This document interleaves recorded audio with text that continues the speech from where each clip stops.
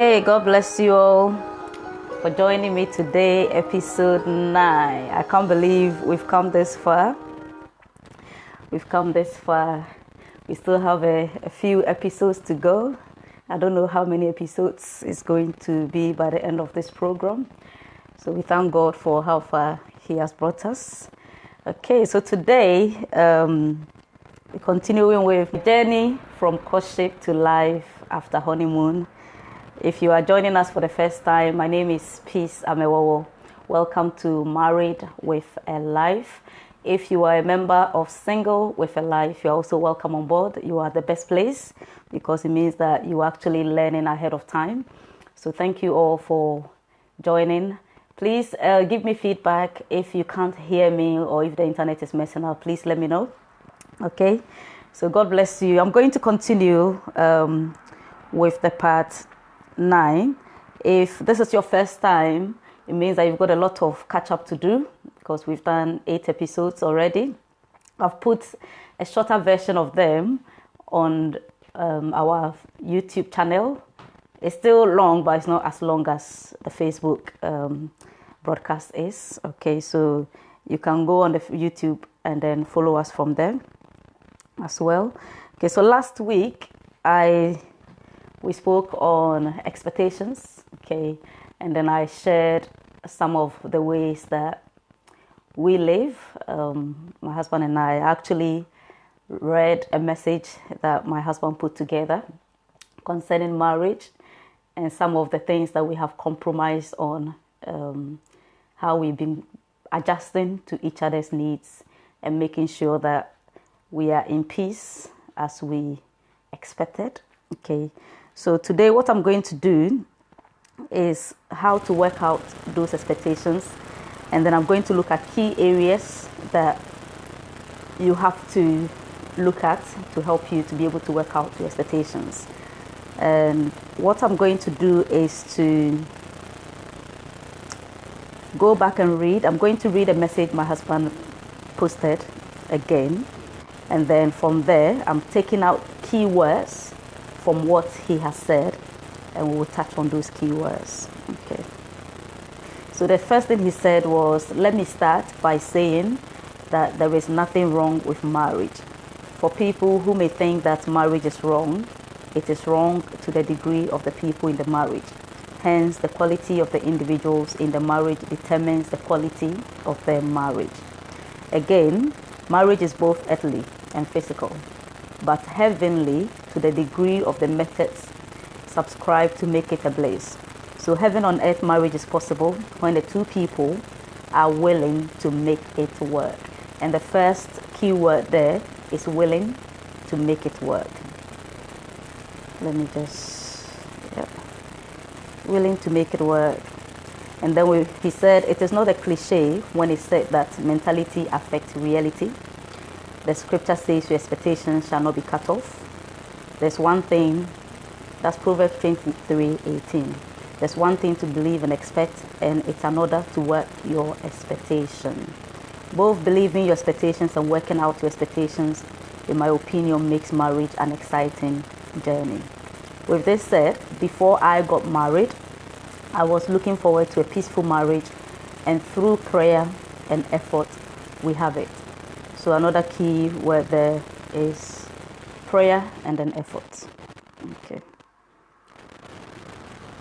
And then he said, I was not sure how the dynamics of change was going to work out, but it's working out through patience and compromise.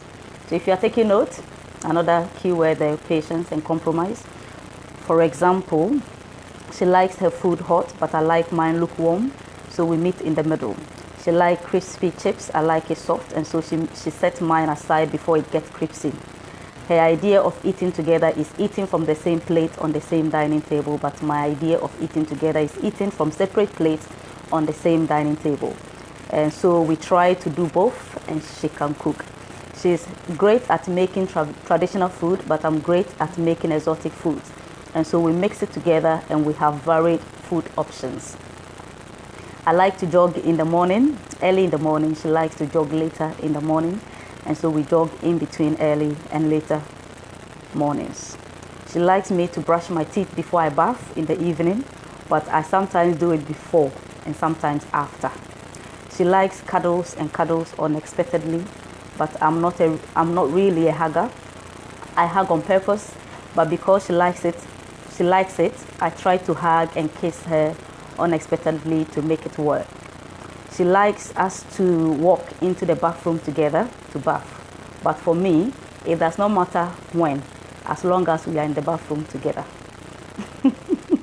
She likes for us to match outfits, but for me, as long as it's occasional, I'm fine with it. So we make something work. She's spontaneous. I like to plan it. We meet somewhere, and the dynamics is great. She's a cautious driver. I'm a skillful driver who sometimes does little maneuvers on the road without trying not to get her upset. But she now knows how and when to speak, so we are okay. When we come home from outside, as example, church, she likes to get to the dinner ready. She likes to get the lunch and dinner ready in her outing outfit. I like to change before going to the kitchen or dining area. Perhaps she will change, no problem. She's not used to a house where heating is not on almost all day, but I don't see it as economically beneficial, and so we schedule the heating when it's needed most, etc., etc., etc. And then he said, I met a client of mine this week who told me he has been married for 61 years, irrespective of their differences. The point is, change is constant, and the people with the greatest flexibility are the people who always win. Another word there is flexibility. The moment you stop to adapt, evolve, and innovate, that's the moment you start to die. So another word, adapt. But teamwork always lasts last. Another word, teamwork. Teamwork. I repeat, there's nothing wrong with marriage. When you have made up your mind to make it work, you will always find a way to make it work. Every grace and blessing. Okay, so that's from my husband, Mr. Amewowor. Right. When you are listening to this, I remember the first time that he posted this on the Amewowor group.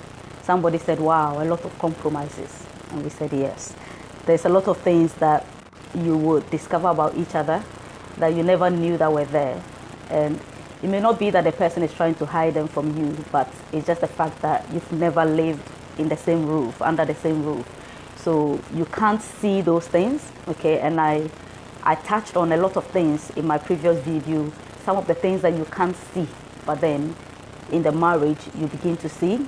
And I mentioned that those things does not mean that the person has changed. They have not changed. It's just that you never knew those things were there. And because of your closeness, you are now getting to know the person. So it's part of the process, okay? So if you are beginning to see the way he does things, the way he likes things to be done, the way she dresses, the way she keeps the house, and that is not how you do your thing, it does not mean that her way of doing things is wrong. It just means that you guys are different, okay? But at the end of the day, your differences is meant to bring you together as one and not to split you up, okay? Because many people, this is where they have the issues in the first few years of the marriage when they are beginning to discover each other. It's like, wow, is this how you are? Wow, is it how, you've been doing your things all these years and never knew? And then they start fighting. Nobody's willing to work on things. Nobody's willing to exercise patience. Nobody's willing to work, to learn or adapt. And then by the time you realize people are fighting, they're using words on each other. And before you know it, the devil steps in and the marriage is over. And by the grace of God, we don't want that to happen to us. And that's why we are doing this. We have had opportunity to be working with singles all these years, for 4 years, getting to 5 years now. Our aim is equipping singles for purpose and better marriage. We want our marriages to be better than the marriages that we've seen over the years around us. And so we want to share some of the real life things that are happening, because many people won't share these things, okay? And the reason is because they are mindful that they don't want people to say, oh, my marriage is this, or my marriage is that. But, we all have different ministries, and some of us, our ministry is to touch lives, to touch people's marriages, to be a blessing to our singles who so much desire to get married, who are praying towards their marriages, who are equipping themselves towards their marriages. And so we will share our story where necessary to help our singles and our newlyweds. You know, some of our singles got married and they need to hear real life experiences to be able to cope and manage and get the best out of their marriages. Okay, so this is why I'm doing this. If you've got any questions, if I've said anything that is, if you've not experienced, that's fine, because at the end of the day, every marriage is different. Okay, if you got married and maybe that same week you got pregnant, some of the things that I said, you will not be able to experience them, because there are certain things that when you are pregnant, you can't do. A pregnant woman is very careful the way they do things, because they have to protect the baby and all of that. So some of the adventurous things that you will do, even in the area of sex, the fact that you can have sex anywhere in the house. Again, if you're living with family, if you're living in a family house, those things you can't do, because those are private stuff that people shouldn't see. But if you are around, you are sharing the same kitchen with other people, it will be very difficult for you to go into the kitchen and start having sex, or go to the bathroom and start having sex. So these things, depending on your situation, you know, is going to be different. Okay, yeah. So I did mention that when it comes to expectations, sometimes we hear that pastors or speakers will say, do not go into your marriage with any expectations, because it would cause you to mess up. You will definitely have expectations. Every human being runs on expectations, because even though you may even not have any expectations of yourself, but people have expectations of you. Society have expectations of you. Your church, your school, your parents, your friends, everybody has expectations of you, whether you like it or not. Okay, so it is impossible to enter your marriage without any expectations. At least you are expecting that your marriage will be peaceful. At least you're expecting that you'll be happy. You're expecting that your marriage will last. Okay, you're expecting that you have children. You're expecting that, you know, things will be good. Okay, those are some of the expectations that people have. Unfortunately, in this our generation, most of us have seen so many bad things to do with marriage. We've experienced a lot of divorces around us. Maybe you've been in a home, an abusive home. You've seen how your mother used to beat your daddy, or your daddy used to beat your mother. You've seen how, you know, children, everybody is disrespectful towards daddy. You see how mommy is insulting daddy, or daddy is insulting mommy. You've seen all of those horrible stuff. So some of us, our expectations or our mindset about marriage is very wrong. Okay, and when I was single, one of the things that I kept saying in my videos is that when you start seeing something around you which you don't like, that is not the time to say that because I've seen my mother beating my daddy, or my daddy beating my mother, and I've seen a lot of divorces in my family, because of that I'm not going to get married, or because of that marriage is bad. No. What it tells you is that you have to start working on yourself. Okay, because you don't want to experience the same thing that those people are experiencing. So the question to ask yourself is, what can I do to ensure that this same thing does not happen to me? If everyone is going through divorces in your family, what can I do so that I don't go through divorce? If everyone is having children before they get married, what can I do so that I don't go through the same thing? Okay, it's one of the things I kept saying throughout my videos. It means you've got to start working on yourself.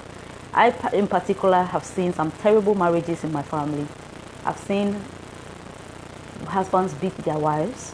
Okay, I've seen wives insult their husbands, telling their husbands, shut up. Shut up! Who do you think you are? I've seen all of that. Okay, I've seen whereby they will strangle your neck, they will use a cane and cane you in front of your children. I've seen all those terrible marriages, but it never dawned on me that I should say I don't want to get married, or marriage is bad. No, I just decided, you know what? I'm not going to have the same thing. The same thing is not going to happen to me. Okay, so I started working on myself. Discovering, learning more about marriage, reading books, asking people questions, listening to messages on marriage, and that is how I equip myself. And marriage is something that you can't 100% be ready, but you can be matured to a certain extent before you decide and you know that yes, I'm ready to go into marriage. So as my husband said in the text, he said the quality of the individuals in the marriage will determine the quality of the marriage. Okay, so if both of you are immature, it's going to be very difficult for you to have a quality marriage. If both of you think that marriage is wrong because of the experiences you've had around you, your expectations, if you're expecting that, even if there's marriage, even if I enter, after all my siblings, they got married, after 2 years they will divorce. So even I'm sure that after 2 years is going to break down. Your attitude and the way you behave, everything is going to line up with that expectation, because that's what you're expecting. Okay, if your expectation is that I'm not going to allow any woman to insult me, I'm not taking any nonsense from any woman, I'm not taking any nonsense from any man. So as I'm going into this marriage, if he or she should start insulting me or trying to control me, telling me what I can do and what I cannot do, I'm quitting. If that is your expectation, it means that you are going to behave according to that. So any little thing that happens, you put on an attitude because you're already expecting that this is going to happen. Okay. If you're expecting that the marriage is going to be full of arguments, because some of us, we've heard so many people say, oh, there's no marriage that has no argument. Last 2 weeks I explained that there's a difference between argument and misunderstanding. Okay. Only one person cannot argue. If you are arguing, if you are talking, you are raising your voice and the other person is quiet and they are not saying anything, that is not an argument. Okay, so you can't argue on your own. And the fact that you are saying something which I don't understand or I don't accept, I think, no, this is not how it is done, it doesn't mean we are arguing. That's just, okay, you're trying to understand the situation. This is how I do it, this is how you do it. It is not an argument. And if I understand something in a certain way, but you don't understand it a certain way, or you said something, I thought you meant it this way, but that's not what you meant. It's just a misunderstanding. We are not arguing. Okay, so you can have a time whereby, you are talking over things. This person says this person says, no, I don't accept it. I don't agree that this is what it is. No, I don't want this to be done this way, It is not an argument. Okay, for me, argument is when you've lost your temper, you've lost control, you are insulting each other, you are raising your voice, you are shouting, this person is shouting, you've lost it. That to me is an argument. And it is very possible for you to have a marriage without arguments. It is very possible. It's just your mindset. If whatever you accept, whatever you believe, that thing is going to happen to you. If you accept that you must fight in your marriage to show that you are really married, you are going to fight. If you accept that argument is fine and you should fight, you should argue, you will argue. Okay, so we've got to be careful about mindset. The first thing we need to deal with is our expectations. What kind of expectations are we entering the marriage with? And what kind of mindset do we have about marriage? Okay, there are people that they've told themselves that they will not take any nonsense. As I said, this marriage, even though it's for better for worse, they are only going in for money. That's their mindset. I'm just going in for the good. If anything bad should happen, I'm coming out. They've got exit points. There are some people, they've told themselves that I'm going to get married. I want my husband to love me. I want my husband to kiss me 1,000 times in a day. I remember when we were treating this topic on the Moal group, I asked, what are your expectations towards marriage? And we've got a few singles on the group, some of our coordinators. And then one of them said, I want my husband to kiss me 1,000 times in a day. And I responded, flimsy expectation. So we all started laughing. I said, what would you be doing? Does it mean that you are not going to be working? You won't go to work. None of you are going out. You'll be staying home the whole day. If that's the case, then you can do your 1,000 kisses. Yeah. But if you're all going to be going to work, yeah, you can't do your 1,000 kisses. So some of the expectations can be very high. It's like you're expecting things that may not be realistic. Okay. And those are the things that can cause issues. But it doesn't mean that you should not have expectations. Always, it's not possible for you to enter your marriage without expectations. You would kind of have at least a desire that the marriage is going to work. That is an expectation. Okay. My husband said that his expectation was he wanted a peaceful home.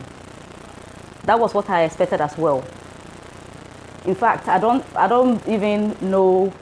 Before I got married, I didn't think, oh, this should happen, that should happen. No, all I knew was I'm happy with the man that God has given me. I want my marriage to work. I'm ready for marriage. I want a peaceful marriage. I want an argument-free marriage. I want a heaven on earth marriage. Okay? Because when you read the Bible, you don't see anywhere that, you know, people are beating their wives, and you don't see that. Yeah? So for me, when I read the Bible, the things that the Bible spoke about, I've written here Ephesians 5, 21 to 33. When you read what is there, I ask myself, am I ready to submit to my husband? Am I ready to respect him? Am I ready to get rid of, you know, selfishness, sacrifice, and work with the man that God has placed over me as my head? Am I willing to do that? Am I ready to help him? And I answered yes, yes, yes to all of them. That's why I got married. Okay, so my expectations is not that whatever I want, he will do for me. Because some of us, the expectation is my husband must listen to me. My wife must listen to me. Anything that I want her to do, she must do. My wife must have sex with me every day. Or my husband should have sex with me every day. Those expectations are going to put you in trouble, because a woman cannot have sex every day unless she's, I don't know how people get to that level whereby they want sex every day. I've heard of people who have sex 4 times in a day. If they don't do 4 times a day, they can't survive. That, of course, there's a demon behind it that you need to deal with, because women naturally are not the everyday sex type. Because a woman, most women only feel for sex maybe maybe 6 days in a week, in a month, during their ovulation time and all of that, or just before their menses or after their menses. Some people start feeling the urge for sex and all of that. Women are not 24 hours everyday sex kind of people. So if you are a man and your expectation is that you want to have sex with your wife every day and she should do it, it's going to cause problems. If you meet a woman who is not like that, okay, maybe you can meet a woman who, I don't know how they get to that stage, but they are in a position whereby they want to have sex 24/7. They can even have 5 times in a day. That too is going to put a problem on the man, because if the man is not that type, then it's going to be problems, like you're putting too much pressure. Okay, so our expectations, where are you getting that expectation from? Is it what you have seen around you that you want? Because some of us do, we see people, couples who are doing very well, you know, who are enjoying their marriages, and we want the same thing, but we haven't even, it's good that we desire to have the same thing. However, have we asked them, or have we tried to study their lives and see what compromises they've done, or what sacrifices, what effort have they put into their marriage to get to where they are? Because as I said in my previous videos, every good marriage you see around is effort. They make a conscious effort, conscious decision to get there. It doesn't happen automatically. You've got to work on it. Okay. And the working on it is some of the things that we are talking about. Having the right mindset, even as a single, before you get married. The right mindset about marriage, knowing what marriage is, knowing that you are going into this marriage and you are not coming out of it till death. Okay, because most of us have exit points, and those exit points is what is giving marriage a very bad name, because people get married and within a few months it's off, a few years it's off. It's because of all these exit points that we have. Okay, so see marriage as the Noah's Ark. Yeah, the Noah's Ark, you close the door, you throw the key away until you get to your destination. You're not coming out. Yeah, no exit point, no exit point. And you know, the beginning of everything is so important, because the foundation you lay for your beginning of the marriage is the foundation that will keep you. If you lay a bad foundation at the beginning, the rest of the marriage is going to be, you're going to struggle, because your foundation is not strong. Okay, so get your mindset right. Understand that the woman or the man that you have chosen that this is the man that God has, that you want to marry. This is the woman that you want to marry. That person you have covenanted your life with. You've vowed. You've stood before God and say, I take this man, I take this woman as my lawful, blah, blah, blah, for better, for richer, for whatever. You've said all of those things before God. You have to stand by that. You have to stand by each other to achieve the purpose why you are getting married. Okay, so not just a flimsy, I want to get married, and then you have all your boxes. If this doesn't take, I'm coming out. If that doesn't work, I'm coming out.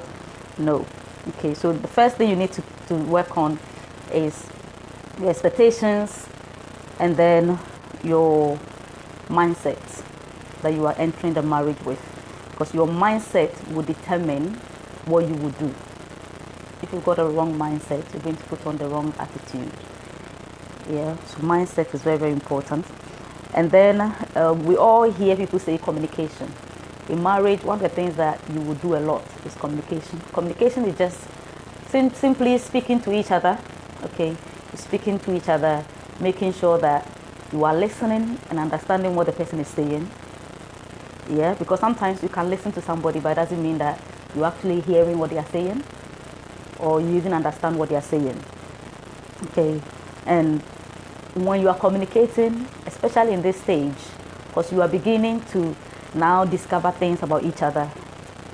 I never knew that my husband doesn't like to eat food that is very hot. Okay, so when I discovered that, it's up to him to really communicate it properly to me. Or when I got to know that sometimes I put food on the table, and then he sits by the table for like 5 minutes, he's not eating, he's just putting the fork in the food, and it's as if he's playing with the food. And I'm sitting, I'm like, are you okay? What's going on? You know, sometimes at the beginning he kept saying nothing, he's fine, but then later on he had to speak and say the food is too hot. And I thought, I never knew that, you know. So you always have to communicate clearly. Okay, if you want a good marriage, okay, for instance, we have decided that we want a peaceful marriage. So no matter what happens, we are working on it. Okay, working on the expectation. That is, our expectation is peaceful marriage, a blissful marriage, a heaven on earth marriage. And so whatever that we can do to achieve that, we are doing it. Okay, so one of the ways that we are doing is making sure that we are communicating clearly. And sometimes a person may not be able to communicate clearly, but one person needs to be able to get that out of the other person. Okay, my husband is a very quiet type who, it will take him a lot to come out and say and complain about something. Yeah, that's how it is. I'm also the type that before I also pick on something, it means that this thing, if I don't pick on it, it's going to create issues. So I'll pick on it. But I don't pick on things, too much. That's not me. And when you have two different people, there's a certain way that he wants to communicate or he communicates. He can be saying something very serious, but then he's very quiet saying it. Unlike me, if he's serious, I'm going to raise my voice a bit. Yeah, but he's the type that he will still be quiet. And so you may not even think that what he's saying is very serious. Yeah, for instance, I'll give an example. And I've put here that always, when you are communicating or saying something to somebody they don't understand, always use examples. Okay. One of the ways that my husband used to say when we got married, just a few months, he would come home and he would say to me that, can you take charge of the house? The house is not organized. And anytime he says the house is not organized, I'll look around. I'll look in the kitchen, I'll look at the wall, I'm thinking, not organized, how? So sometimes when he says that, I'll ask him, what do you mean? Is the house dirty? Because all I was hearing from him was the house is in a mess. But what the word he was using is the house is not organized. And I was hearing the house is in a mess. The house is dirty, that kind of thing. So I was looking around, I was like, is the house dirty? He said no. Have I taken something and placed it somewhere that it shouldn't be? He said no. And I said, okay, so what do you mean? And he would still say it is not organized. I just couldn't get him, because he was not communicating clearly, or he was not giving me examples of what he meant. So one day, and that's one of the things he kept saying. So one day I was just saying, Holy Spirit, what does it mean when you say the house is not organized? And then I got to know that my husband is such that, I should have taken a spoon to show you.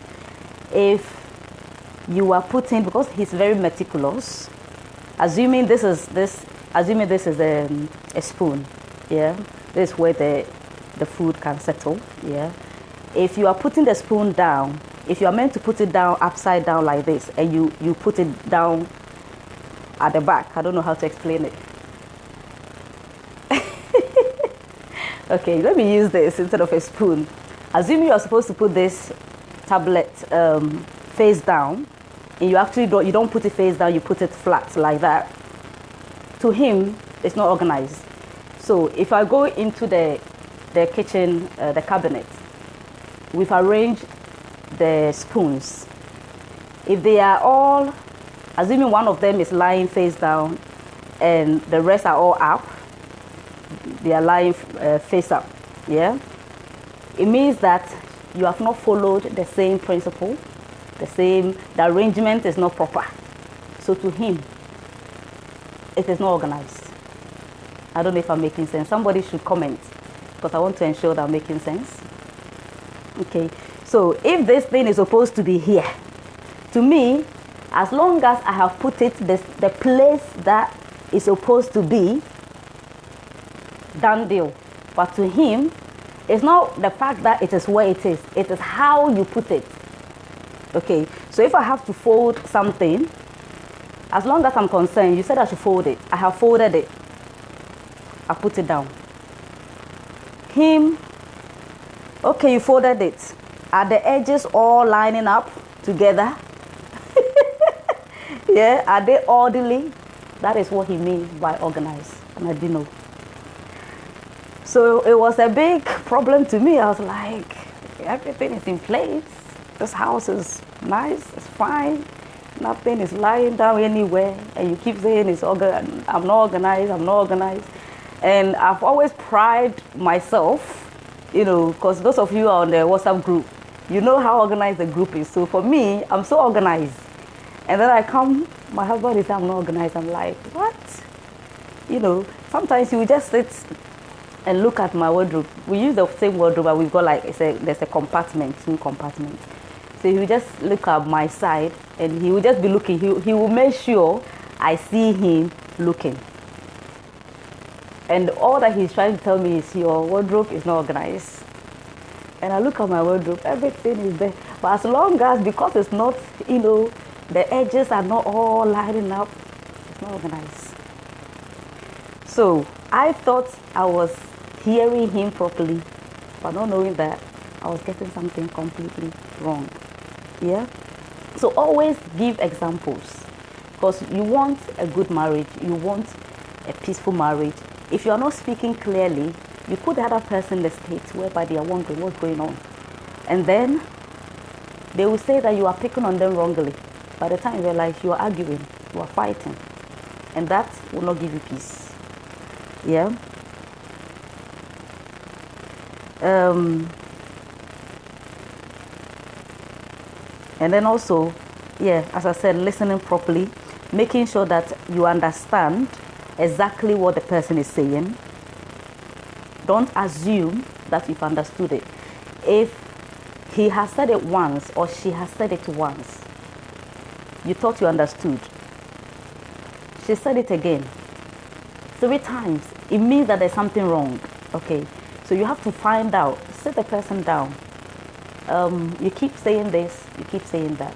What exactly do you mean? Can you give me examples of times that I've done this thing so that I can work on it?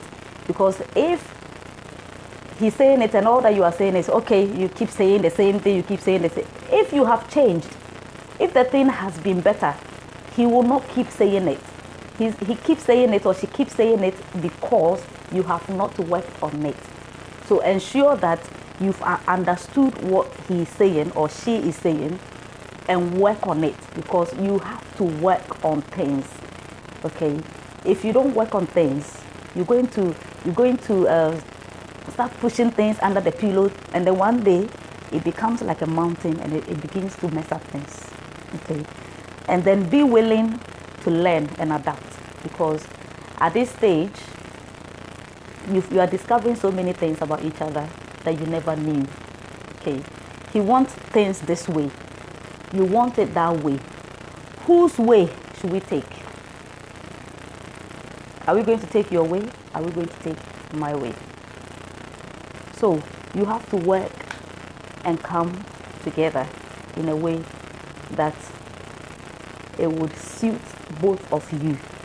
And there are certain things that you are going to discover about yourself that your wife is going to probably complain about, that you have to adapt or learn. Okay, because there's a way, maybe there's a way he does things that you don't do it that way. For you to be able to come to the middle, you have to learn how he does it. Learn how she does hers. So both of you have to learn from each other. Okay. Learn how to do things the way each other likes it and how they want it to be done. Don't stick to your ways and say, this is how I am. This is how I want it. But it's not all about you. It's not just you in the house. It's the two of you. So what should we do? Can I learn the way you do it? For instance, I'll give you an example. Vegetables, when we steam vegetables, I like to put salt, a little bit of salt on it. My husband doesn't like any salt on it. He wants it the way it is. Okay. So what do? I had to learn the way he wanted. So if he's eating alone, he will do his thing. Most of the time, he likes to serve himself. So as long as the food is there, he will just go and serve himself. If I'm serving both of us, sometimes I will not put any salt on it at all. Sometimes, just to meet both of us, I'll put a little bit of salt, so that it's not too salty and it doesn't taste like there's no salt at all. Yeah, that's an example. My husband doesn't like anything in the sink. Not even a spoon should be in the sink. He wants it clean. You know, I told you, meticulous. He wants to be very meticulous. So nothing should be in the sink. Not even a cup, not a drop of water. Everything should be clean, nice. And another thing is, there shouldn't be any tissue in the toilet.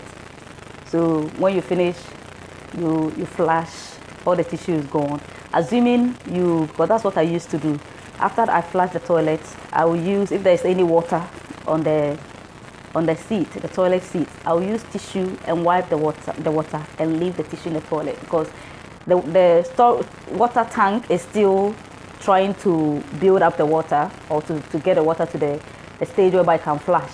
And sometimes I don't want to wait for it to be full, and then I'll be standing there and then flush. So whilst it's getting full, I'll just leave. My husband, he comes, he sees any tissue in the toilet, whether there's stain on it, whether there's no stain on it, it shouldn't be in the toilet. He doesn't want to see it. And to me, that wasn't a big deal. It's a big deal to me, you know. And I was single for a very long time. I lived, don't mind my age. I look very young, so it looks like I'm very young, right? I was single for a long time. I stayed alone for 9 years. I wasn't staying with any family, anyone. I stayed alone for 9 years before I got married. So you can imagine, I was used to my ways. I rented places.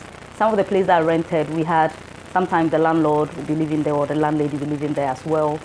We had other tenants and all of that. We use the toilet. Whether the toilet seat is down or up, it's not a big deal. Whether there's tissue in the toilet, there's no tissue in the toilet, it's not a big deal. Okay, so now I got married, and my husband doesn't like any tissue, he doesn't like anything in the sink. And I'm like, wow, wow, how do I do that? So I had to learn, because number one, I knew that it was a good thing, because neatness, cleanliness is good, okay? And in a marriage where you are looking to raise children, you want to raise children with the right values, so that wherever they go, they can, fit in. And at the beginning of your marriage, that is where you lay that foundation before the children comes. So when you are just doing anything anyhow, your children come, they start doing anything anyhow, because that's what they've seen. But when they come and the kitchen is neat, there's the sink, you use your cup, you clean it. You don't leave it there waiting for somebody to come and wash it for you. Whether you are the male, you are the female, wash it.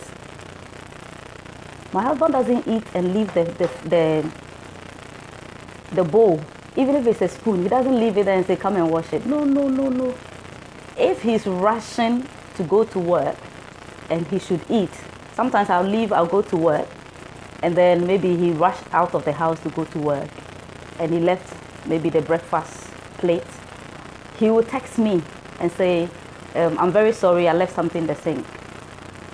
When you come, can you wash it for me? Or if I'm sleeping, because sometimes he leaves very early before I wake up. If I'm sleeping, he will text me, I left the cup, can you please wash it for me? And that's another flexibility that I was going to come to. Because when we got married and I realized that he didn't want anything to be in the sink, he didn't want anything, one of the questions I asked him is, okay, so when we start having children are such that even though you can keep the house neat, they can still mess the house up, okay? And if you're not careful, then you'll be running after this one, because you want to clean everything. I said, okay, so what do we do? Because I don't want a situation whereby I'm stressed because I have to be cleaning after the children. What will happen if you come back home and everything is lying anywhere else? Because the children have placed it anywhere. What would we do? Or how would you react to it? And then he said, you teach them how to clean up. And I said, okay, so at the moment, assuming I'm going to work and I'm running late, and I've got just 3 minutes to catch my bus or my train, and if I should wash the plate, it's going to take me 10 minutes. What should I do? So we came to that flexibility that if it is urgent, if you need to leave it and go, you can leave it. So that's how come sometimes if he has to rush, he can leave something and text me, or I can leave something and text him and say, you know what, can you help me wash this because I just left it. But just leaving it there without any, you are in trouble. Well, it's not like you come and say, why did you leave this, da, da, da, da. But we know as a principle that we are not supposed to do that, because we want to set a standard whereby our children comes and they learn how to do the right thing. Okay, there are some of us, even when we use the toilet, we don't flush. I remember a place that I was renting. The boy, he was 19 years. This guy will go to the toilet, he will mess up the toilet, he won't flush. Sometimes he will flush, but the toilet, I don't know how he does it, but it splashes all over. And I used to wonder if when he get married and you go and meet a guy or a lady who has lived in a spotless house all her life, there's going to be problems because she can't take it. There are some people, when they see those things, their body, they start getting rashes, they can't take it. And some of us are like that. Maybe you are watching me. When you finish using the toilet, you don't flush.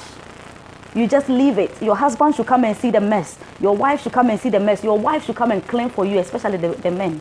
It is terrible. It is bad. Okay? So please, don't leave anyhow and say, oh, it's my, he will understand. My husband, she will understand. It's my, no. Clean after yourself. You finish eating. You left the plate. Plate, you can't wash. You want your wife to come and wash the plate for you.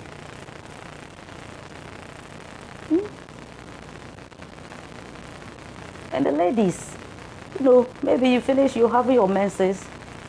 When you go to the toilet, don't just flush and leave.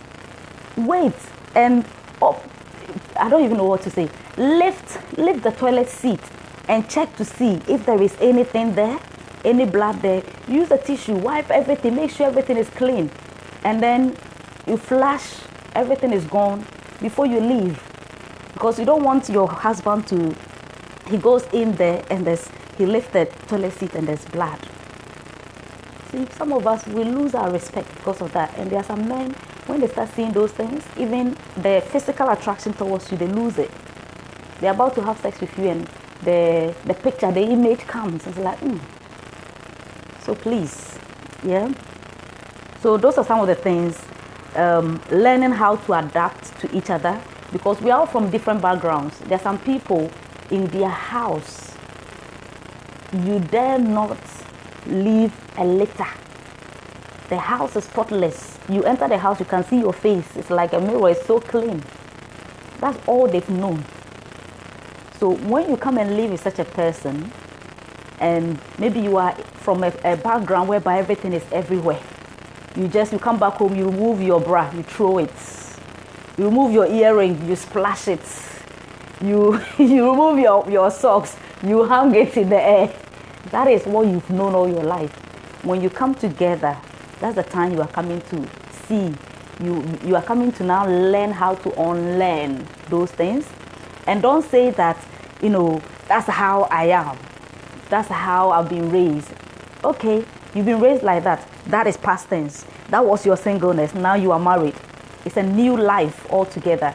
So in this new life, what do we do to make sure that we are not arguing about your hanging socks? We are not arguing about your plate. We are not arguing about the fact that you messed up the toilet. What do we do? So you are now setting your family values together. You're setting your family. The message I read earlier on, my husband said clearly, he said he's not a hugger. He hugs on purpose. If he should hug you, because, he's got a purpose. But I'm the type that even when you come back from house, because that's one of the principles that we're trying to build for ourselves before we start having children. When we go out and we come back, even if you just went to the supermarket to buy something, when you are leaving, we hug, we kiss before you leave. When you come back, the same thing. Because you don't know what could happen. The person is leaving. You don't know who the person is going to meet, what they are going to face. They need to feel your love before they go. When they come back, you welcome them with a hug, with a kiss, to let them know you are welcome to the house. You are welcome home. And I do it. My husband, if he comes and even if he's on the phone, I'll go and hug him from the back. And sometimes he will be going to the shop and I say, you haven't hugged me. And he's like, please, I'm just going to the shop. I say, you are going out. When he comes back, come and hug me. You come back home. You know, it's a principle, and because it's your new family, you are establishing your own values, your own principles for your future. So you can't say that you are taking from what your mother taught you, what your father taught you. Those were the values they established in their own homes, in their marriages. You've come to another unit. The two of you now have to build your own. Okay? Yeah. Now, some of the things, for instance, when you now have to compromise, and especially if, an example again, my husband doesn't like pepper, too much pepper, I like pepper. So because I like pepper, I decided I'm going to just use one pepper. It doesn't matter the bowl of stew I'm making. Even if it's big, I'll just use one because I don't want him to taste any pepper. So I have to give up so many things. And maybe you are hearing somebody will say, well, if I keep giving up everything, if he says that he doesn't like this, and then I stop. If she says she doesn't like this, and then I stop. Does it mean that I'm going to be pleasing him? Am I not pleasing him? Who do you want to please? What is wrong with you pleasing your wife or pleasing your husband? Even the Bible expects you to please them. Let me read a scripture to you. 1 Corinthians 7:34. He said there is a difference between a wife and a virgin. And the virgin in this case is single. I see it as a single person because those days when you are single, you are not expected to have sex. All single people are virgins before they get married.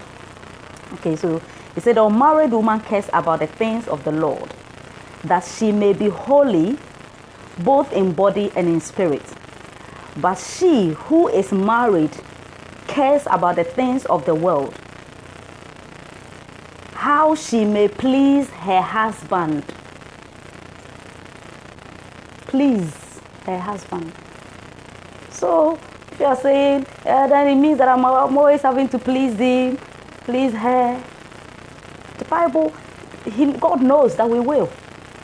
Because it's part of it. There are things that you want to make him happy. You want to make her happy. It's not that everything he's saying, you say no. Everything she's saying, you don't do. It's like you're just going to keep her in a place where she thinks, does she really love me? Does he really love me? Why is it that it's all her way? So you've got to give up certain things. Okay? And then allowing flexibility. I mentioned how now my husband, he's fine. You leave something in the sink. If he's able, he will wash it. If not, he will leave it there until you come and wash it. I remember there was a time he did something very amazing. Because at that time, it was the beginning when he was very strict on, nothing should be in the fridge. This is just one plate. Why do you leave it there? Wash it. So we were going for a program. I think it was a Saturday. No, it was a Sunday. We went to church. After church, before we went to church, we had made breakfast and we woke up late. So we were rushing to go to church, and the plate, after we finished eating, everything was so much. I thought, I can't wash this. So I said to him, please, I'm going to have to leave this in the sink. And he said, okay, that's fine. So we left it. And then after the program, after church, we had to go somewhere. Unfortunately, when we went, we took long to come. And it was a Sunday. That Monday, I was going to go to a program which starts at 10. And when we leave, it means I have to wake up at 6, get ready to be able to catch the bus or catch the train so that I can make it for 10. So we came home. Remember, I've already left the plate there since morning. We got home around, I think probably 11 something. When we got home, I didn't even go to the kitchen. I just went straight to the room and I said, I don't think I'm going to be able to wash this plate. What I'll do is tomorrow, I'll probably go to the program a bit late. So I said to him, I'll go. So he said, what time does the program start? I said 10 o'clock. And he said, okay, no problem. So I have already planned that, looking at the time I'm going to sleep, I'm not going to be able to wake up at 6. I'm probably going to wake up around 8, get ready and leave home like 10 and get to the program for like 12 o'clock. That was the plan, because it was almost a whole day program. And then I went to bath, went to sleep and all of that. When I woke up in the morning, he was leaving home around 6 to go to work. And then he woke me up, we prayed, and he said, you can go and start getting ready for the program. And I said, I'm now going to wash the plate and all of that.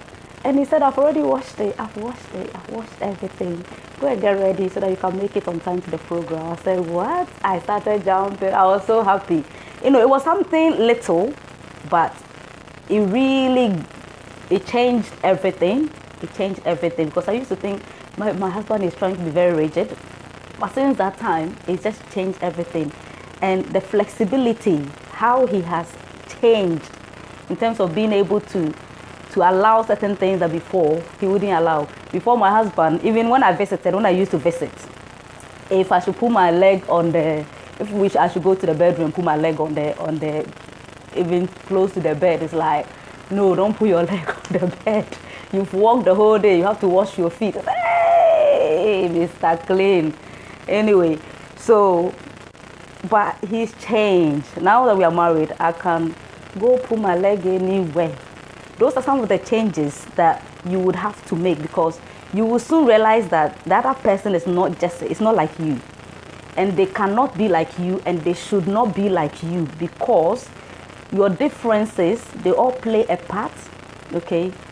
They all play a part bringing you together. God knows why he brought somebody who is totally different from you and that kind of thing. And at the end of the day, you were attracted to them before you got married. So they haven't really changed. It's just that you are seeing things, and those things should still bond you, but it's all about you. Are you willing to work on those things? Are you willing to adapt? Are you willing to change? Are you willing to be flexible? Are you willing to learn how to do things the way that person likes it and that kind of thing? Are you willing? If you are not willing to do it, then you are going to have issues. Yeah? And then patience, because it takes time for someone to change, or it takes time for somebody to adapt.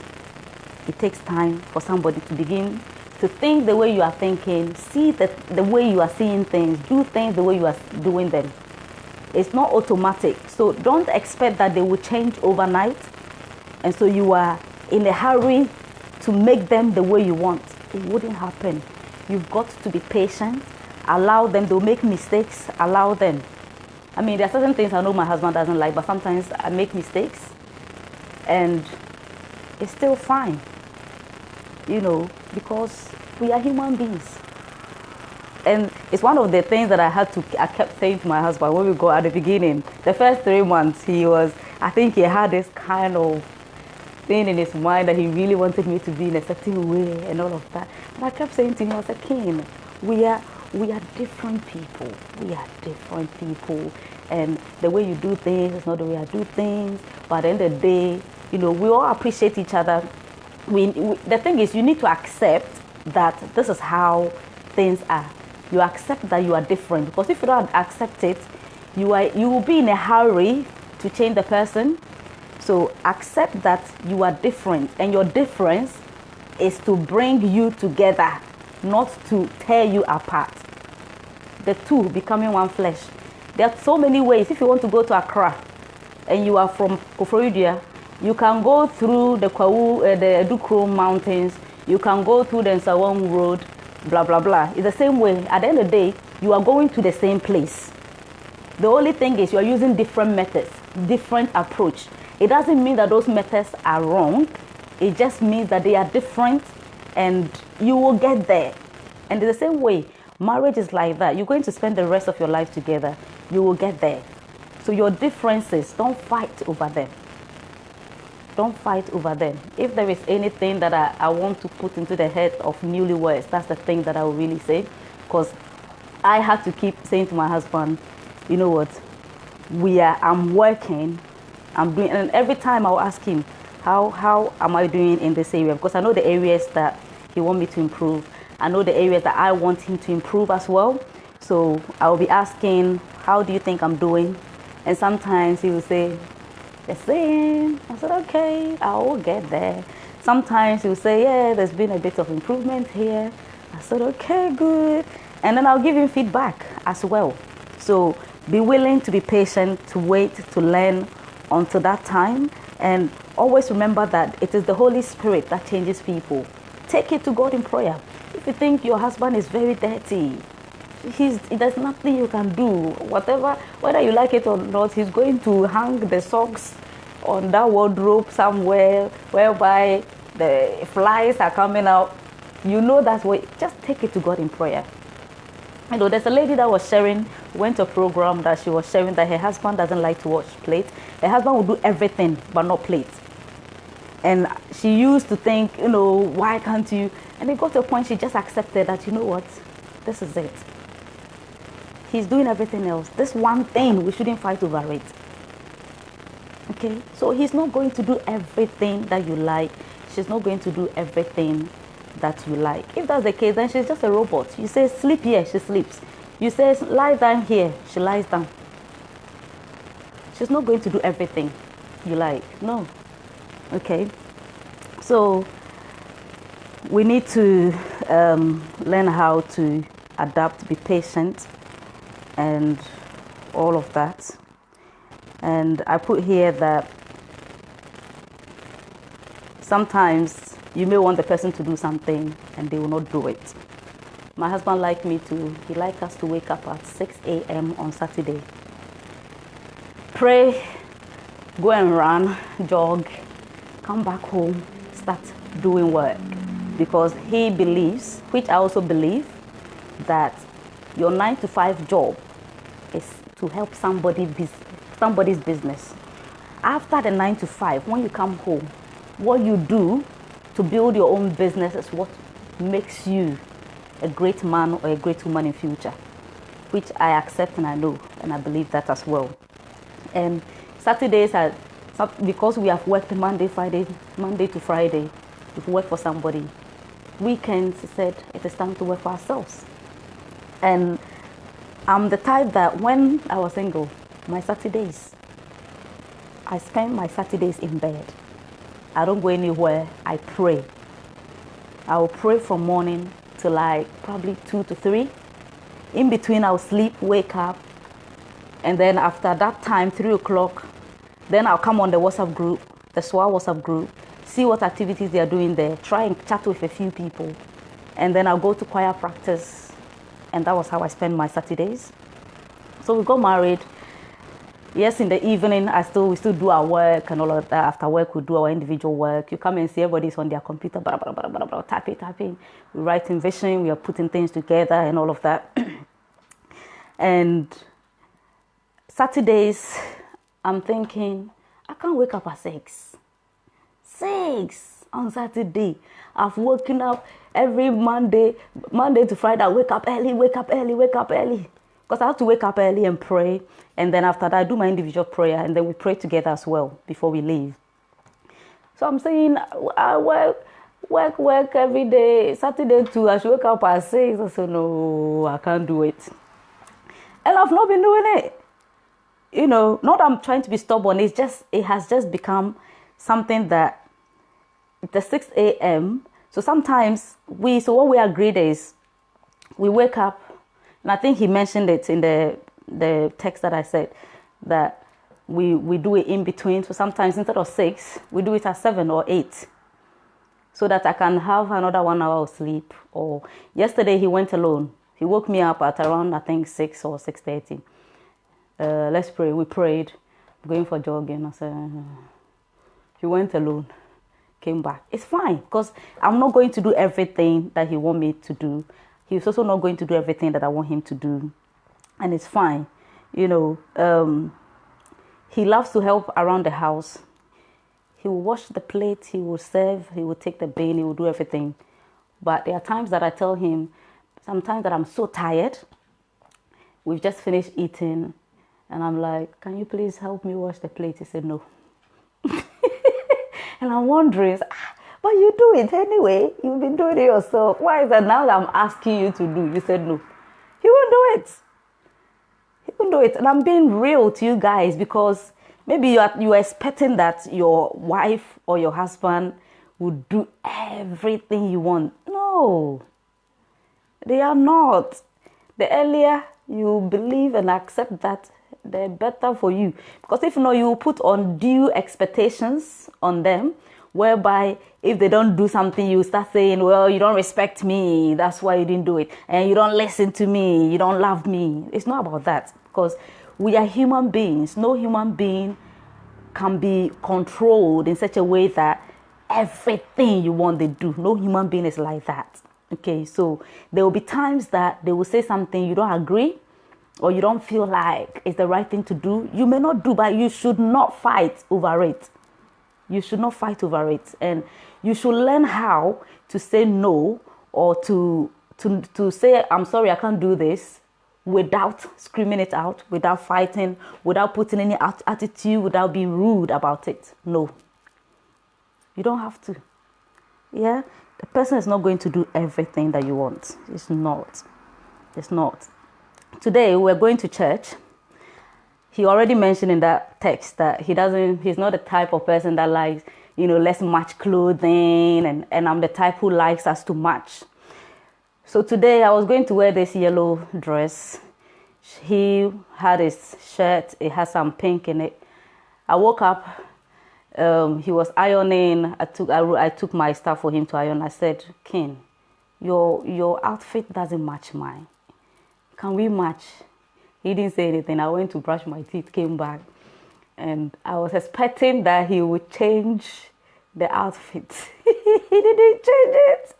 So he said, when I came, I said, King, he's actually ironed it. By the time I came, he's ironed it and hung it.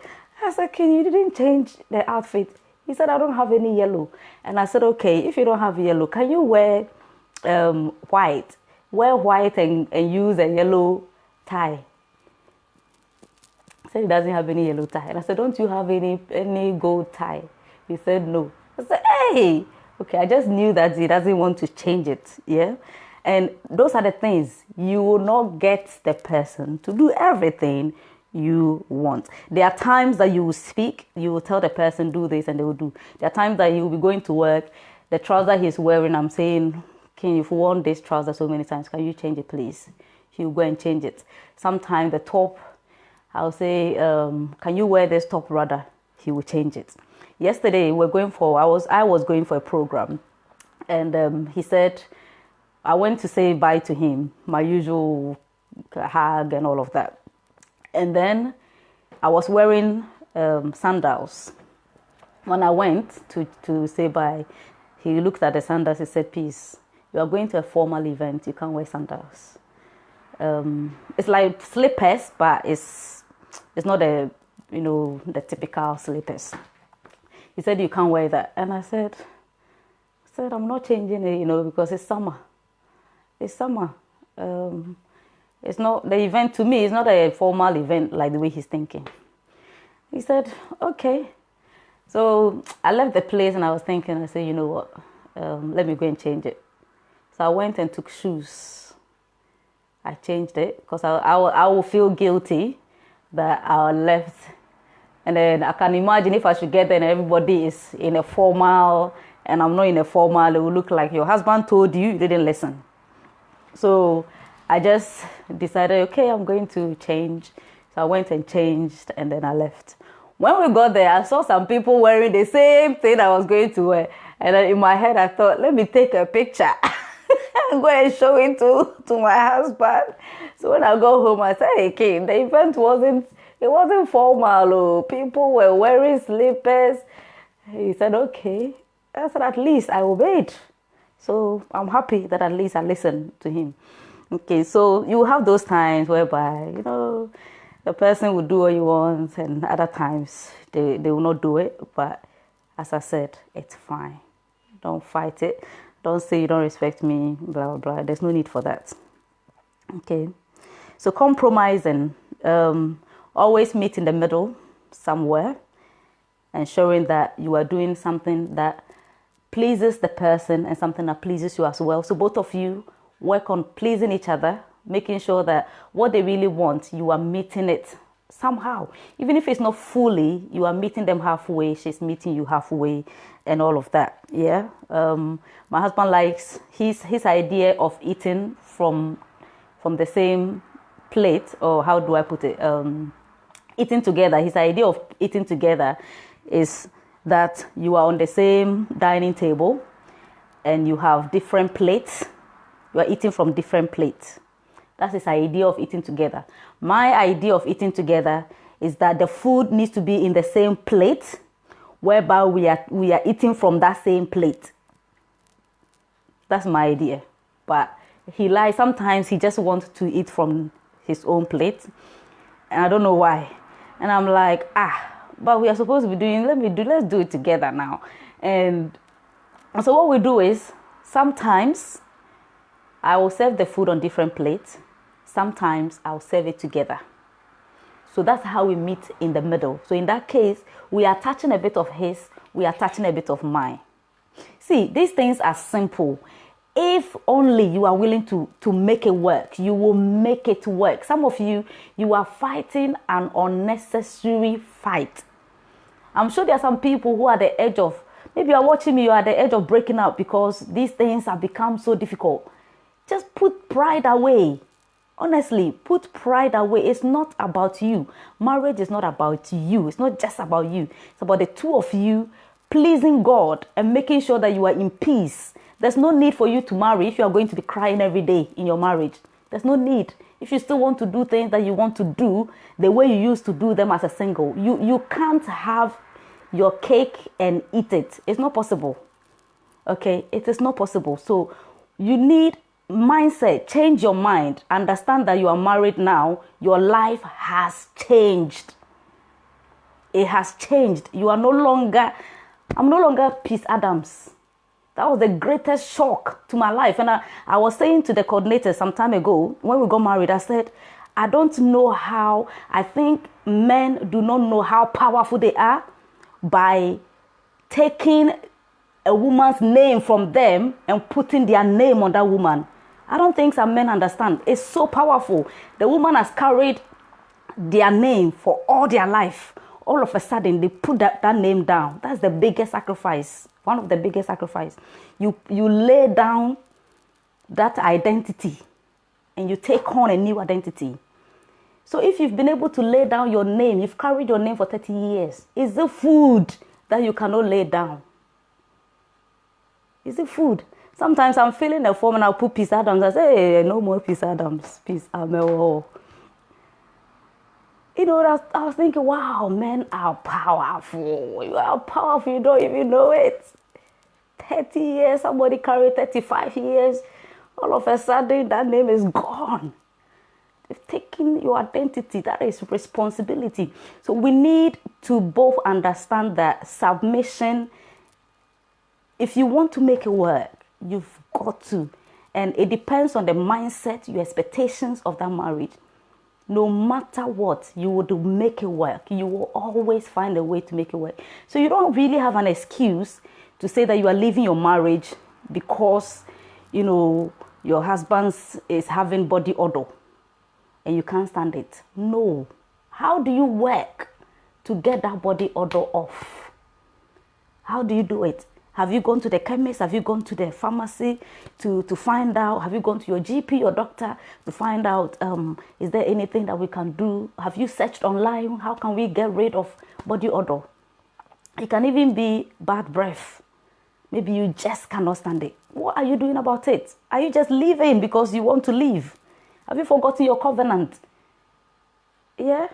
So please, we need to stop the excuses. You know, every little thing, people are leaving. It looks like so many people are leaving their marriages just like that. Please, understand that your life has changed. And to make it work, you've got to compromise. You've got to adapt. You've got to learn. You've got to change your mindset. You've got to be patient. Okay? And the other thing is wisdom. Knowing when to do things and how to do them. Yeah, it's not that your husband has just came back home. He just walked in and you start talking. there's a problem and you start telling him, and this happened, you did this, you did this. Some of us, even maybe your husband did something, he's gone to work. You text the insult to him or her. Or you text to your wife, you just text, you stupid woman, did you realize that you did it? The person is out. You don't even know what they are facing out there. And then you text. So it's very important. Wisdom. How? When do we do this thing? When do I say this thing? This thing is really, really pressing me. When do I say it? Do I say it now? Or do I wait? Do I find a better time to say it? Yeah. You know, when we're growing up, one of the things that I kept hearing was, when you have a problem with your husband or your wife, wake them up at dawn. It's one of the Ghanaian advice. Wake them up at dawn and talk to them. Must it be at dawn? Dawn. There are some people who do not want to be waked up at dawn. So that time is the time they are really enjoying their sleep. You wake them up, you are in trouble. So know your husband. When is the best time you can get his attention? Know your wife. When is the best time you can get her attention? Don't just take every advice that you hear. Every marriage is different. There are certain things that they are general, like the things I've talked about: patience, wisdom, mindset, compromise, adapting, and all of that. They are general things, but they will be specific to your marriage based on how you and him are. And then based on that, you get to know how to work it. Okay. So there are some people, maybe when their husband is misbehaving or their wife is misbehaving, they have to shout before the person listens. Maybe your husband is not like that. You shout, you mess up everything. So you have to identify, when is the best time to speak to my husband? When is the best time to speak to my wife? Yeah, wisdom. And if you are married and your husband, let's say your wife is working, yeah, and you, the husband, maybe at the moment you're not working, you are still looking for a job. Traditionally, they expect that the women cook, that the women will tidy up the place, keep the place, and all of that. However, if you are home, your wife has gone to work for maybe 10 hours, 9 hours, 8 hours, you are home. You don't wait for her to go and do 10 hours and come back home and cook. You can cook. Don't say that is a woman's thing, so let me leave it. So that is no wisdom. Cook. Do something. When she comes back, she can also eat.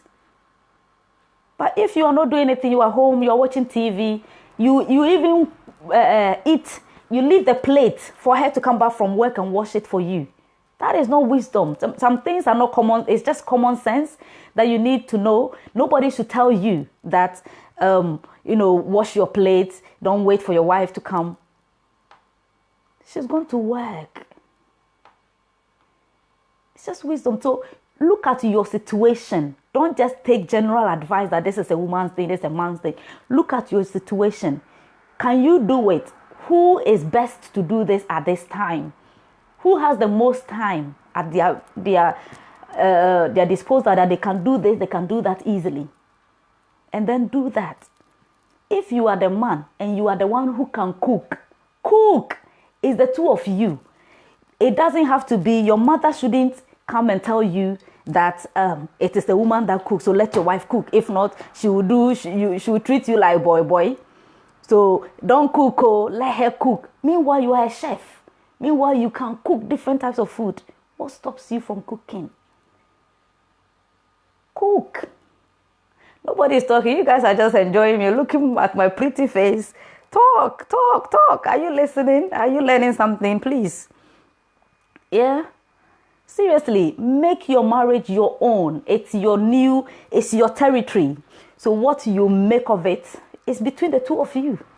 It doesn't have to follow any particular formula that's in every house. It is the man that takes away the bin. If you, the woman, maybe when you are going to work, the bin area is right where you pass. Why can't you pick the bin and then on your way you put the bin out? Why? If maybe you are the woman, you are very good with DIY, you can fix the lightings and all of that. You don't have to wait for your husband to come and do it. You can do it. Married with a life, you've got a life. Do it. Okay, don't wait and say this is a man's job, this is a woman's job. And if you do that, it's just be free. Okay, be free. Enjoy your marriage. Be free. Be free. Be free. Yeah. And then I'm saying here that sex time is not a time to start sharing your problems or complain about something. Some people they've been taught that when a man is in sexually aroused, they will do everything you ask them to do. So during that time, it's like that is a time to play their games and blackmail their man, if I should put it that way. Oh honey, I need this, I need that. What is the need for that? It's sex time. Enjoy your sex. And the thing is, if you've built a good relationship with your husband or your wife, if the foundation of that friendship was solid, you don't need to play games to get things. You can just talk. You are one. I need to do my hair. I need to do this. You don't have to, coin some words and make up some stories just to get, yeah. And be careful what pressure, this is also wisdom. What pressure that you get from outside and you put on your wife or your husband. Okay. If somebody needs your wife's attention or your husband's attention, you are the one you are with your husband, you are with your wife. You know their schedule. You know how they do things.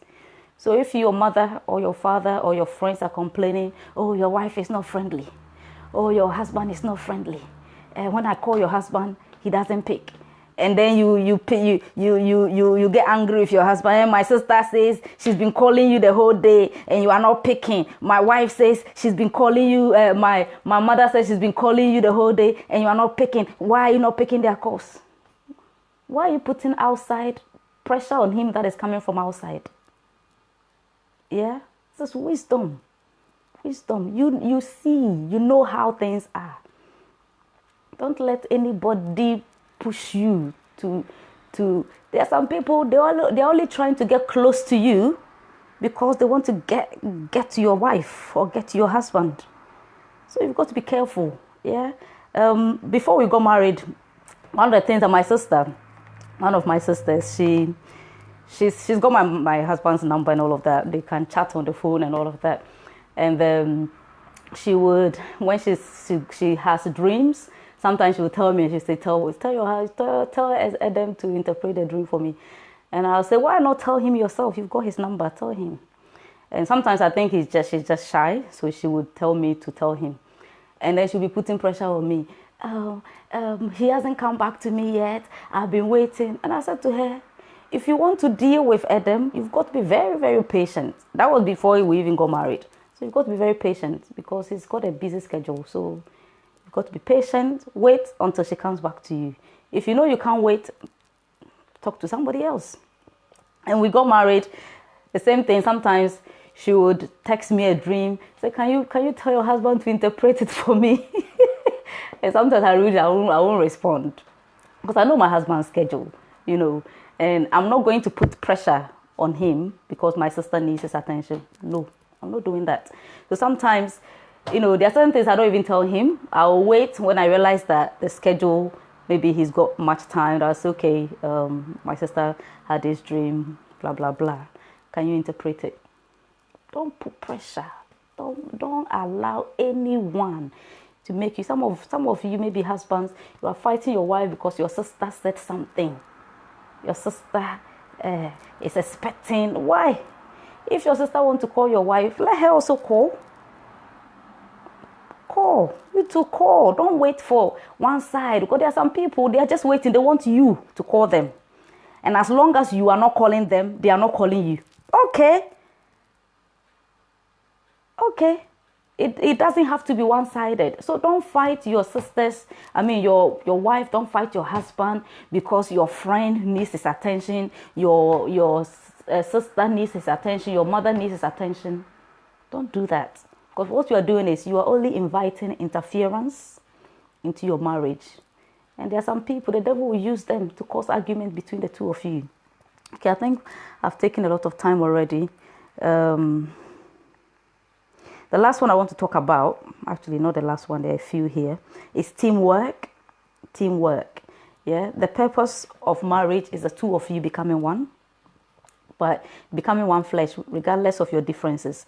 And the most important people in the marriage is the two of you and God. Nobody else. Not your parents, not your sisters, not your pastor, not your mentor, nobody else. The two people, the three people, you, the two of you, and God. Okay, so try to eradicate voices from any other places. Okay, there are some people, there are some women, you listen to your pastor more than you listen to your husband. But the Bible says that you have to submit to your own husband. It didn't say submit to your pastor. Okay, it didn't say submit to your friend, your mentor. It's like what your mentor says, that's final. It doesn't matter what your husband says. It doesn't matter what your wife says. As long as your prophet has said, that's it. No, it shouldn't be that way. It shouldn't be that way. Nobody outside of your marriage should have the final say. There are some people, when they are making decisions with their husbands or their wives, they have to wait until they speak to their mother. Hey, I need to hear what my mother says about it. I need to go and consult my daddy. And what the daddy say, what the mother say, that is what they come and say to their husband. Well, my mother said we can't do it, so we can't do it. Hey, that is stupidity. Your mother, is your mother your husband? Is your mother your wife? Have you made any covenant with your husband? I mean, with your mother or your pastor that the two of you are going to live for better, for whatever? You've not made any covenant with them. God is not going to hold them responsible for anything that happens to your marriage. God is going to hold you and your husband responsible. So the two of you must have the final say with God backing you. So if your pastor is saying something that you should do, your mother is saying something you should do, okay, fair enough. I want to respect my pastor. And we should listen to our pastors because some of them, God uses them to speak to us. Okay, so I'm not saying disrespect your pastors. But the decision, the final decision is from the two of you. So if your pastor says, let's do this, you guys should do this. Your mentor is saying, do this. Your mother is saying, do this. You come back to your wife, come back to your husband. What do we do about this? The two of you must agree. If you are going to go ahead to do what your pastor is saying to you or your mother is saying to you, it must be because the two of you have agreed that you are going with that advice. If one person says no, it is no. Don't go ahead and go behind them and do with your pastor, do with your mother, do with your sister. And then come back and pretend as if everything is fine. No. So our Amewowors, married with a life. I'm learning this as well. I'm not an expert, okay? I'm learning. And I'm always listening to other speakers. I'm learning from people who have learned, who have gone through. Some people have married 50 years, 30 years. The experience, I'm learning from them as well.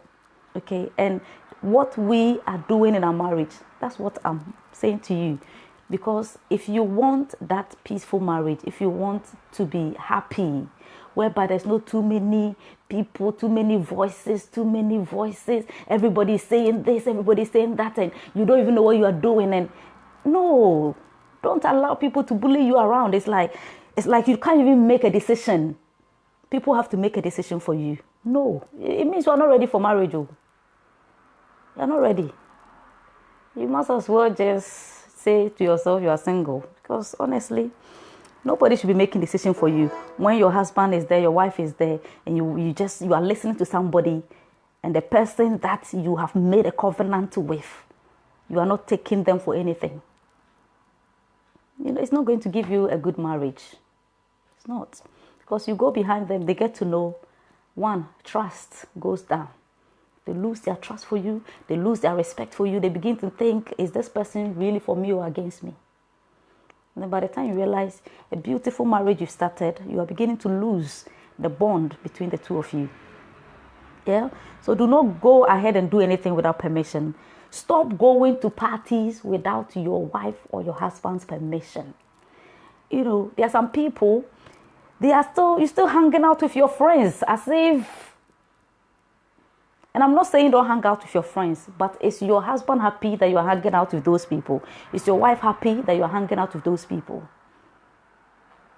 If they are not happy, then don't do it. Don't do it. Yeah? I was speaking to a friend of mine, and she's just had a baby. And I was trying to get her attention, and she was like, oh, I'm not cooking. I'm so tired. I'm so stressed. I have to take care of the child. I have to do this. And I said, okay. It was around 8 p.m. Ghana time. And I was like, okay, so what is going on? She's in Ghana. I said, where is your husband? She said, he's going to see his friends. He's going to see his friends at around 8 p.m. 8 p.m., wife has just had a baby, cooking. So you couldn't stay and take care of the child while she's cooking. She's going to see friends. So some of us, we still want to live like singles. But you cannot be married and single at the same time. There are certain things you can't do anymore once you get married. That's why if you want to do the things you want to do as a single, do them now. Do them. I've always been saying it. Have your life. Enjoy your life. Go out. If you want to travel, travel. If you want to do whatever, do. Because when you get married, there are certain things you just cannot stand up and do. You need permission. You need to ensure that the other person is happy with you before you start doing it. Yeah? Because you see some people, they are building their house. The man is building his house. The woman is building her house. It's like, this is my house. That's your house. Everybody is cooking their own food. They are living in the same house, but they are cooking their own food. What stops you from learning how to cook? If maybe the food that your husband likes, you don't like them, learn how to make them. So that the two of you, or you can be in the kitchen, you do them together.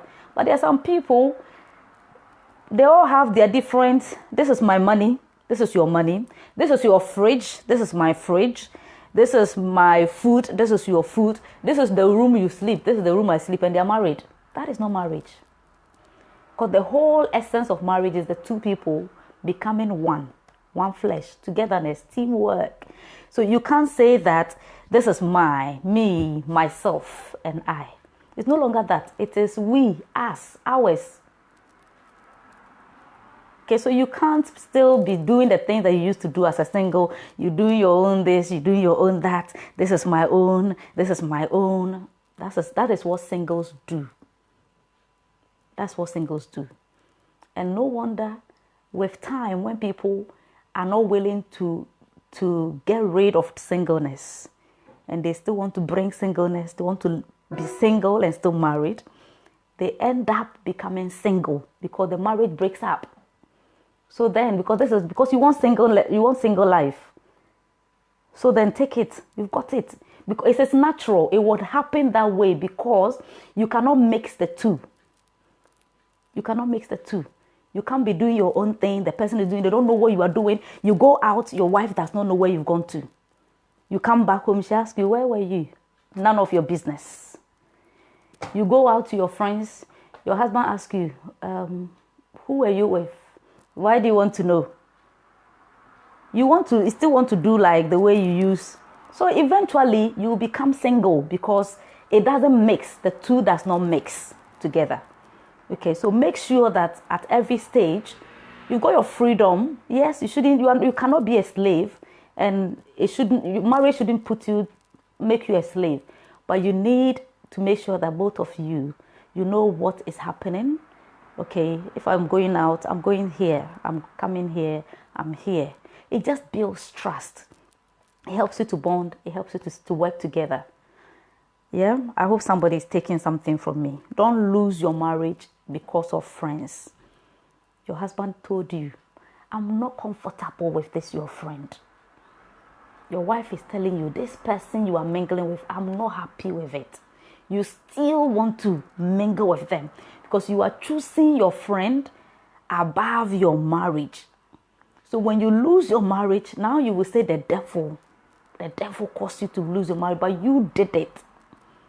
So don't choose your friends above your marriage. Don't choose your family. Don't choose anybody above your marriage. Your marriage, your God first. Don't lose your marriage because of anybody. And you need to accept the fact that your life has changed. You are now married. Your life has changed. The final things I've got, play with your husband, play with your wife. Do not be too serious because there are some people, you can't even play with them. Your wife wants to play with you and your face is like, it's like your face is so serious. She can't play with you. She's trying to smile and joke, and it's like you are like, hey, calm down, relax, chillax. As somebody say, chill and relax. Yeah, be free. Let a person play with you. Let your wife play with you. Create an atmosphere whereby it is so easy for them to come to you and start talking to you and start playing and all of that. I tease my husband a lot, especially when we are bathing. I tell him, hey, I play with his bum. I say, hey, you see, since you got married to me, your bum has increased. And I play with him. Touch each other, play with each other. Okay, last week I shared a lot, some of the things that I do. When my husband is shaving, I'll go and do like that.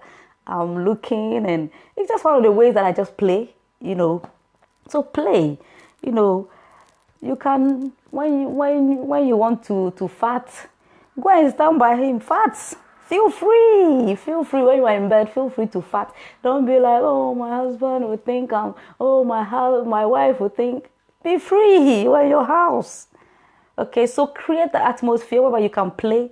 You can play with anything. You can joke. You can tease each other without getting upset. Yeah, without getting too upset. Carry each other. Sometimes I say to my husband, let me carry you.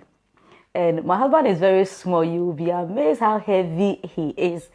Sometimes I try to carry, I just cannot. He's so heavy. I say, hey, look at your small leg. And this is how heavy you are. I will just tease him. Sometimes he tries to carry me as well. It's just a way, and especially when you don't have children yet, you've got that flexibility this is the time to play. There's certain things you can do now.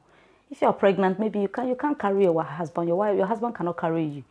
Yeah, if you've just had a baby is sucking breast, husband too want to suck breast. It's not possible at the same time. It will, you have to find a strategy to make it work. But once you've just got married, there are no children yet. This is the time to play.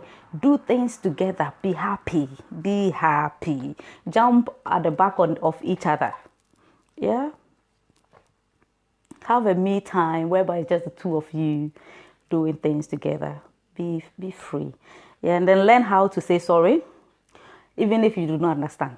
Because there's times that you don't even know what you've done. The person is not happy. They are just quiet, and it's like, what did I do? What is wrong? Learn how to say sorry. If your husband comes to you, your wife comes to you and say something that, they're upset about it, but you don't see the point, still say sorry. Sometimes my husband is saying something to me. Whilst he's talking, I'm trying to analyze the whole thing, trying to understand what really is going on. I don't get it. And I just say, okay, I've heard you. Just to stop anything, because I can see that the thing is serious to him, but I can't see it. But that is not the time for me to say, well, what is the big deal here? But this is not a big deal. You shouldn't say that. Give him that listening ear. Let him know that you respect how he's feeling. You respect how she's feeling. So say, okay, I've heard you. Later on, if you want to pick it up again, you can pick it up. Sometimes that's what I do. When I don't understand something, and he does the same thing to me, because sometimes I'm talking, and I'm looking at his face, and all he says, okay, that's it. Okay, doesn't kill anything, So you say, okay, and then later on, when you are all happy, you say, the last time you said this and you said that, can you explain further, because I didn't really understand it. And then you get opportunity to learn more about that. Yeah, don't always try to get to the bottom of things and try to dig things out. Be free. Yeah, be free. And then be thankful. And when you are saying thank you to him or her about something they've done for you, be specific. Don't just say thank you for everything you've done. What is everything? Be specific. Be specific. One of the things that I do is at least once a month, I look into my husband's eyes and I say thank you. And I mention the things that I'm saying thank you for. Thank you for taking out the bin. Thank you for buying some groceries on your way to work. Thank you for washing the plates. Thank you for making breakfast. Thank you for washing the laundry, taking the laundry out, drying them. I specifically mention things because I want him to know that I appreciate those things. Because if you say thank you for everything like, well, everything, whilst he was walking on the road, you're saying thank you. When he went on the bus, you're saying thank you for that. Some things, so be specific about the things. If your husband, your wife is cooking for you, say thank you. I remember last year, the Valentine's Day, I forgot. Or this year, Valentine. I was even preparing, writing and editing Swal videos because the next 14th, 13th is Swal's anniversary and the 14th is Valentine. So the 13th is always busy for me. So I even forgot about the Valentine Day. I got a letter. I saw a letter in the post and I went to pick it. And I was thinking, what is this? It felt like there's a card. So I thought somebody, because it's February, we got married in December. I thought somebody has sent us a marriage, happy marriage card or something like that. So I just opened, I saw to my amazing wife. I said, oh, I started screaming. And I opened it. I was reading some of the things and the things that he was saying thank you to me. And it got to a point, he said, thank you for cooking the food. And I paused there and I thought, thank you for cooking the food, but it's my responsibility. To me, I saw it as my responsibility. And I was thinking, why is he thanking me for it?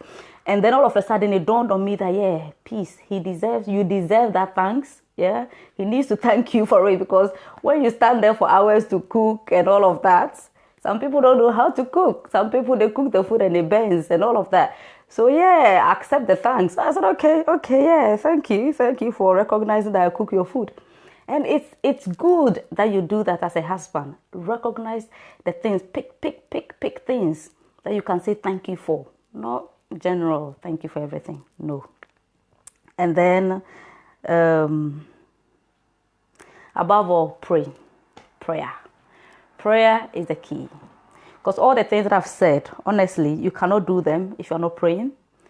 If you are not praying together. So pray together, even if it's 5 minutes before you leave to work, do. Sometimes because my husband can wake up very early and leave to work because of the way his job is. Sometimes he can leave very early and we are not able to pray together before he leaves. Sometimes I just feel he's put his hand on me and he's praying. I just feel it, that he's praying over me. He'll pray for a number of times, a few minutes, and then he will leave. And then later in the day, when we are able to, we'll pray over the phone. So make time and pray, even if it's 5 minutes over the phone. Use your lunch time at work. Find out what time your wife is. If your wife is not working, it's even a bonus, because it means that you can call at any time and pray. Yeah?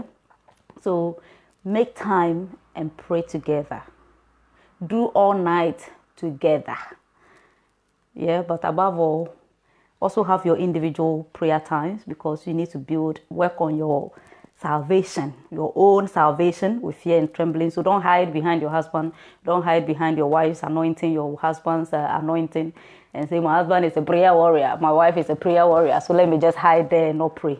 You've got to pray for yourself, because when it comes to heaven, God is judging you as individual, not as a husband and a wife. There's no marriage in heaven.